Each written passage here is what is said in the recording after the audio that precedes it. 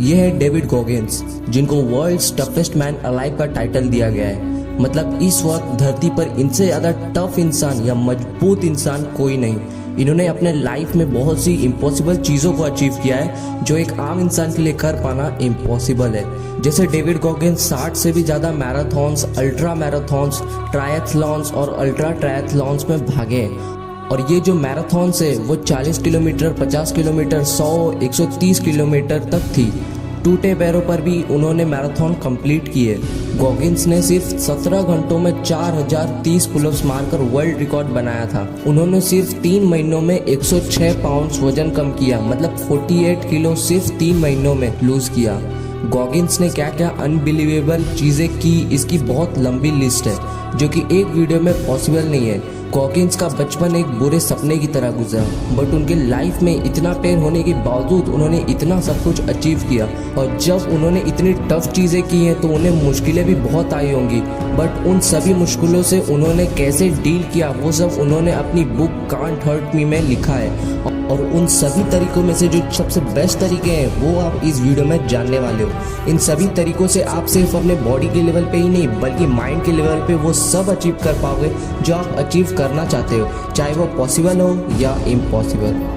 तो पहला तरीका जिससे आप किसी भी चीज़ में अपना बेस्ट दे सकते हो और वो तरीका है द 40% रूल। डेविड गॉगिंस कहते हैं कि ह्यूमन बॉडी एक रेस कार की तरह है। हम बाहर से बस अलग दिखते हैं पर हम सबके अंदर क्षमता का एक विशाल समुद्र है। जैसे एक रेस कार में एक डिवाइस होता है गवर्नर, जो कार को मैक्सिमम स्पीड में जाने से रोकता है, जो फ्यूल और हवा को ज़्यादा यूज़ होने से रोकता है, जो कार को मैक्सिमम स्पीड में जाने नहीं देता।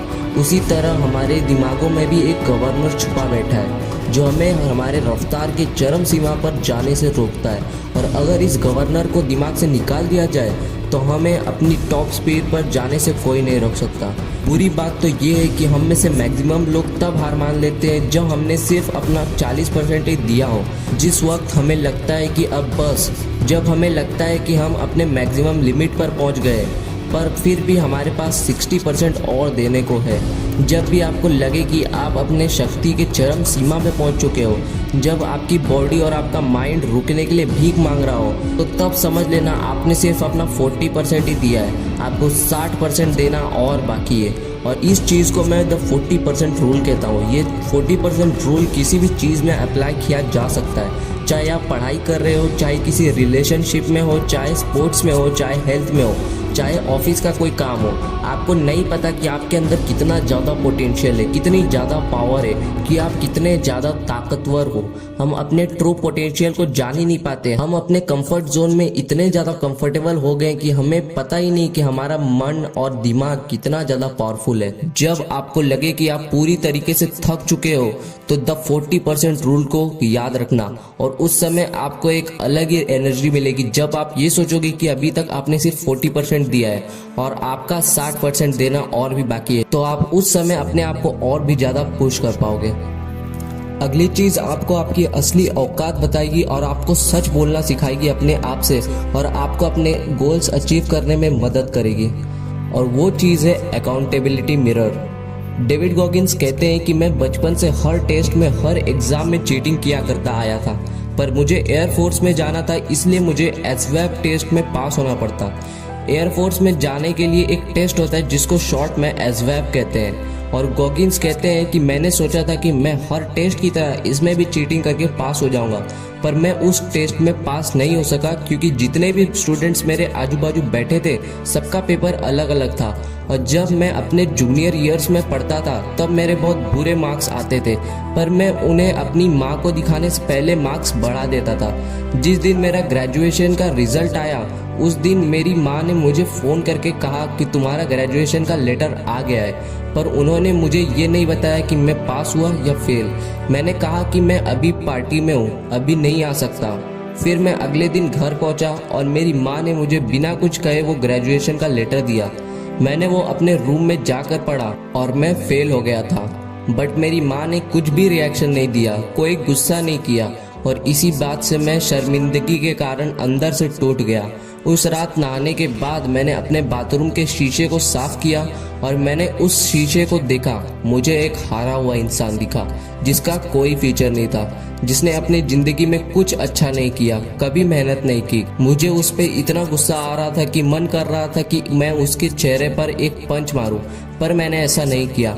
मैंने उसको उसकी असली औकात बताई। मैंने कहा, देखो अपने आप को, तुम्हें ऐसा क्या है कि एयरफोर्स वाले तुम्हें एयरफोर्स में चाहते हैं, तुम कुछ नहीं हो। मैंने शेविंग क्रीम लिया और शेव करते गया क्योंकि मैं एक अलग इंसान बनना चाहता था। मैं शेव करते करते अपनी औकात बता रहा था। जब शेव हो गया तब मैं अलग दिख रहा था और उस वक्त मैं अपने आप से सच बोल रहा था। उस रात के बाद मुझे एक नई आदत लगी जो मेरे 7 सालों तक रही और उस आदत ने मुझे अच्छे ग्रेड्स लाने में, ग्रेजुएशन में और एयरफोर्स में भी बहुत हेल्प किया। ये आदत एकदम सिंपल थी। हर रात में शेव करता और गोल्स बनाता और उन गोल्स को लिखकर उस शीशे पर चिपका देता और उस शीशे को मैं अकाउंटेबिलिटी मिरर कहता हूँ क्योंकि वो शीशा मुझे अपने गोल्स याद दिलाता है। सबसे पहले मैंने छोटे गोल्स बनाए, जैसे कि बिस्तर लगाओ और उठाओ, जैसे मैं हर दिन मिलिट्री में हूँ, जैसे कि अपनी पैंट्स को ऊपर तक पहनो, अपने सिर को हर सुबह शेव करो,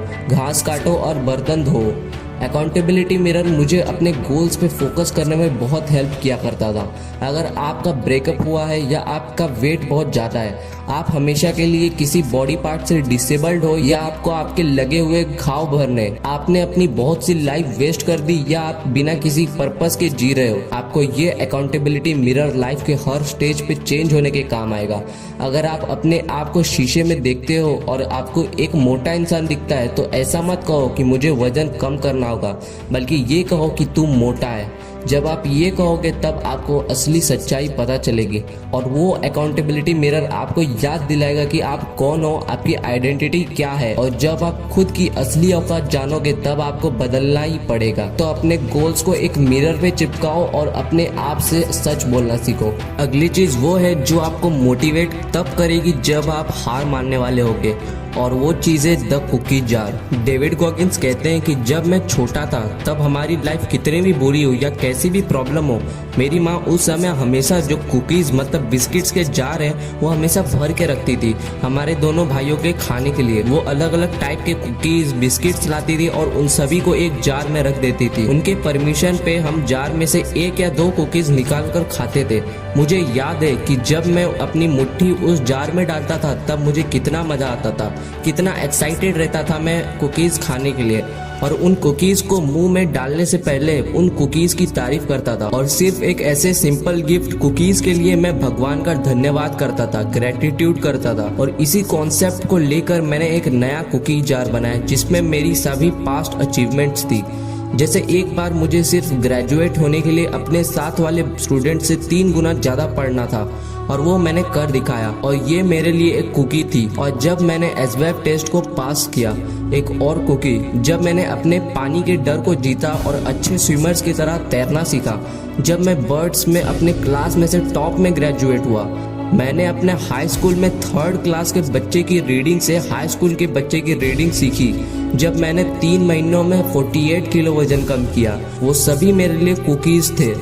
रॉकेट में जो इंजन होता है वो एक छोटी चिंगारी के बिना नहीं जलता। हम सभी को छोटी चिंगारी चाहिए, छोटी अचीवमेंट चाहिए बड़े चीज़ों के जीतने के लिए।